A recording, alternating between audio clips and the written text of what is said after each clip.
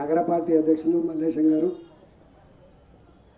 మాజీ మున్సిపల్ సర్పంచ్ గ్రామ పంచాయతీ సర్పంచ్ సురేంద్రరాజు గారు, శీలం శ్రీనివాస్ గారు, అశోక్ గారు, జానీ గారు, పెద్దలు హుస్సేన్ గారు, వేదికమైనటువంటి పెద్దలకు 10 గంటల నుంచి ఇప్పటి వరకు అలుపెరగకుండా ప్రజల్ని ఓట్లాడుతూ తిరిగిన ఆడబిడ్డలారా, సహచర ఉద్యమకారులారా, అందరికీ పేరుపడిన నమస్కారం. మేము ఇట్లా వస్తుంటే ఒక 2 ఆడబిడ్డలు మీరే చేసుకుంటారా, మీరు రావద్దా అంటారు. అంటే ఇంకా మేము వస్తాం కదా, మీకోసం మీ పిలుపు కోసం ఎదురు చూస్తున్నాం. ఒకసారి హుజరాబాద్, ఒకసారి జమ్మికుంట కవాతు చేయాలని ఉంది బిడ్డ అని అంటున్నాను. తప్పకుండా ఒకరోజు ఈ జమ్మికుంటను కవాతు చేద్దామని చెప్పి మీకు హామీ ఇస్తామని. ఇక్కడ నా గురించి మీకు చెప్పడం భావ్యం కాదు. ఆ చరిత్ర అంతా మీ కళ్ళ ముందు కదలాడుతుంది. అది మీరు కొత్త వాడిని అయితేనేమో చెప్పుకునే అక్కడ ఉండే. సురేంద్రరాజు గారు ఒకటే మాటలు చెప్పిండు, హుజరాబాద్లో జరిగే యుద్ధం కేసీఆర్ అహంకారానికి హుజరాబాద్ ప్రజల ఆత్మగౌరవాల మధ్య పోరాటం జరుగుతూ ఉంది. ఈ కురుక్షేత్ర యుద్ధంలో ధర్మం ఎట్లయితే ఆనాడు గెలిచిందో, ఈ హుజరాబాద్లో కూడా ప్రజల పక్షాన ధర్మం గెలవబోతుంది. వాళ్ళు ఏమనుకున్నారంటే, ప్రగతి భవన్లో కేసీఆర్ మీటింగ్ పెట్టుకొని ఈటల రాజేందర్ అంటానికి ఒక్క నాయకుడు ఉండదు, ఒక కార్యకర్త ఉండదు, అందరినీ పొతం పెట్టండి, చివరికి కారు నడిపే డ్రైవర్ ఉండద్దు, డోర్ తీసే మనిషి ఉండద్దు, వెంట ఉండే మనిషి ఉండద్దు, ఒక్కడే పోవాలి, ఒక్కడే తిరగాలి అనే పరిస్థితికి ప్లాన్ వేసి ఆ ప్లాన్ని హరీష్ రావుకి ఇస్తే, హరీష్ రావు గారు సింగపూర్లో కూర్చొని దొరికిన కానీ కప్పాలి, తీసుకుపోవాలి. ఇవాళ ఉన్నాయని రేపు ఉంటలేడు నాతోటి, ఇవాళ ఉన్న వ్యక్తి రేపు నాతో ఉండలేడు.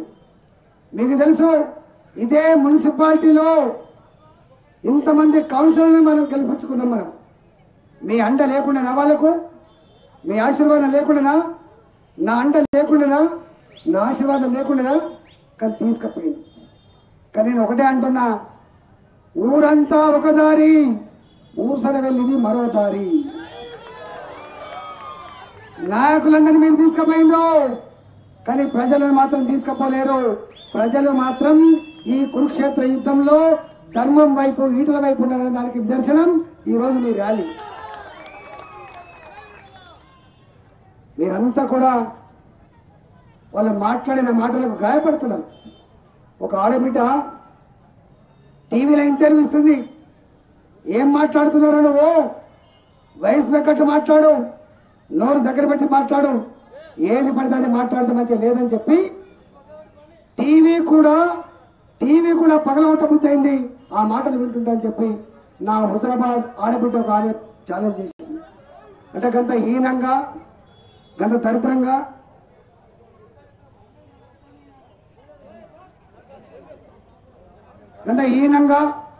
గంత దరిద్రంగా వాళ్ళు మాట్లాడుతున్నారు. అయినా మనం ఒకటే బుద్ధి చెప్పాల్సిందే.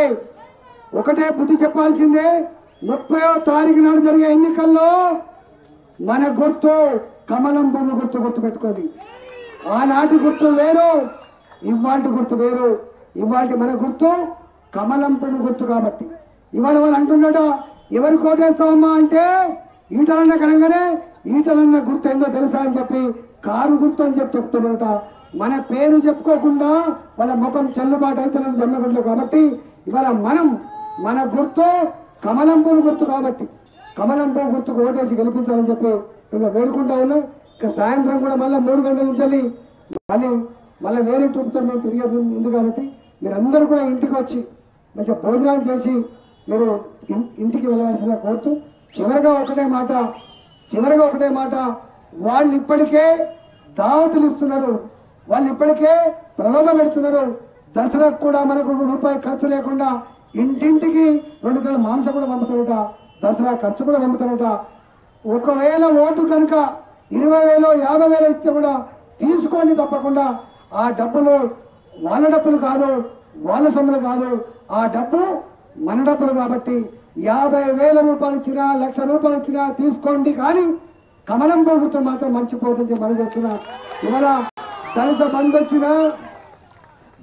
వచ్చినా పెన్షన్ వచ్చినా రేషన్ కార్డు వచ్చినా ఇవాళ మీ గౌరవం పెరిగినా రాత్రి సిమెంట్ రోడ్లు వేసినా అవన్నీ కూడా మీ తమ్ముడు ఈటల రాజేంద్రన్న మీ అన్న ఈటల రాజేంద్రన్న రాజీనామా వచ్చాయి కాబట్టి ఇవాళ కారణం నేను కాబట్టి నన్ను మాత్రం మర్చిపోవద్దని మీ గుండెల్లో పెట్టుకొని గతంలో ఎట్లయితే 6 సార్లు గెలిపించిందో ఇవాళ కూడా అంతే గొప్ప గెలిపించాలని చెప్పి కోరుతూ మన ఎన్నికల ఇన్ఛార్జ్ పెద్దలు జితేందర్ రెడ్డి గారు వచ్చిందో గత 3 నెలలుగా ఇక్కడే ఉన్నారు.